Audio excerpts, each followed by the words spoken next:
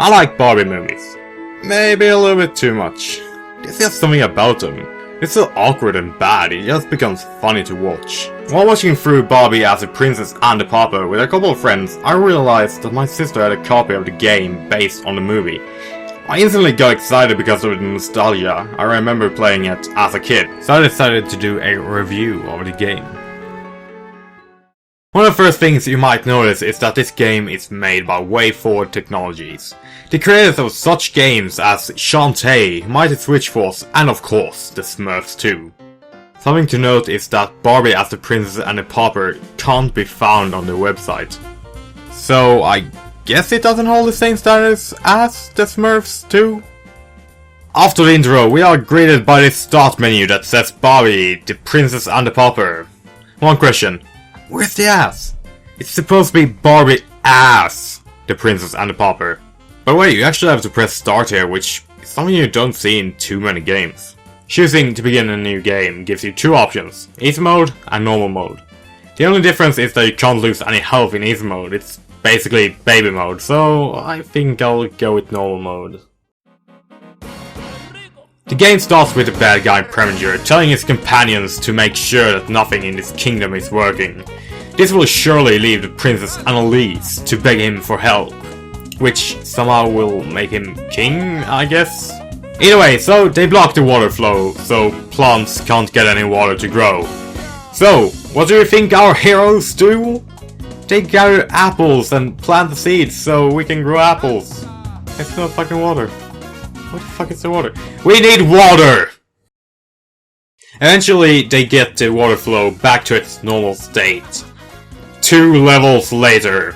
After that, Premier and his minions just do some bad stuff, and you have to clean up after them. It's really hard to follow. I mean, there's something about him scaring away all the wildlife, so you have to hatch birds by punching their eggs. Later he steals candles from a town, so you have to gather beeswax to make new candles. Why do Barbie and the gang bother fixing all these problems? Shouldn't they be going after the bad guys?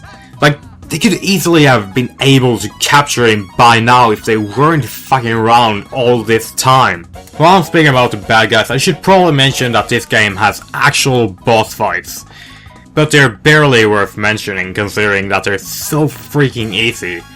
At least you can make them harder by playing the arcade mode, but even then it takes ridiculously long time before they actually get challenging. The reason being because they get faster each time you beat them and you get less time, it just gets repetitive and annoying. Getting challenge out of this game is not the only thing that takes ridiculously long time. Getting through a stage is also a massive waste of time. The problem only occurs because of the gameplay. You play as 2 out of 4 characters. Between each level you switch the characters around. Each level has preset challenges for the combination of characters that is given to you. Now, that sounds awesome. However, it's not really that awesome. The characters you can play as are Princess Annalise, who uses her shield, because there's no character trait to her.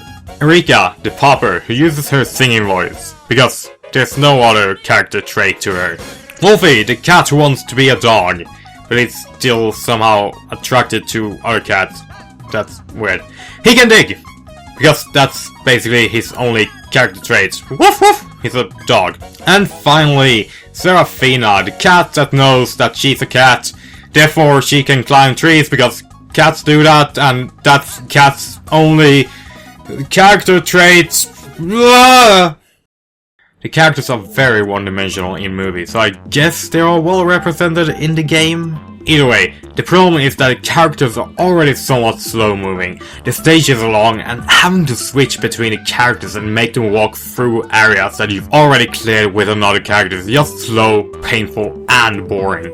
Worst part is one of the later stages where you have these holes with mice in them. If you go down with the cat first and kill them, you're basically setting up a trap for yourself when you walk past there with the princess. You'll be so tired of playing the game that you'll fall down in the hole. And guess what?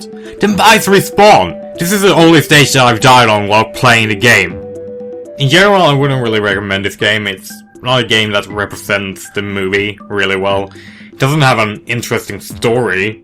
The gameplay doesn't really interest me that much. Well, the music doesn't really do that much. I never really found it annoying, so it got that going for it. The graphics are pretty okay for Game Boy Advance standards. In general, I wouldn't really recommend this game unless you want to play it for nostalgia's sake. If you played the game as a kid, I guess it's worth playing again.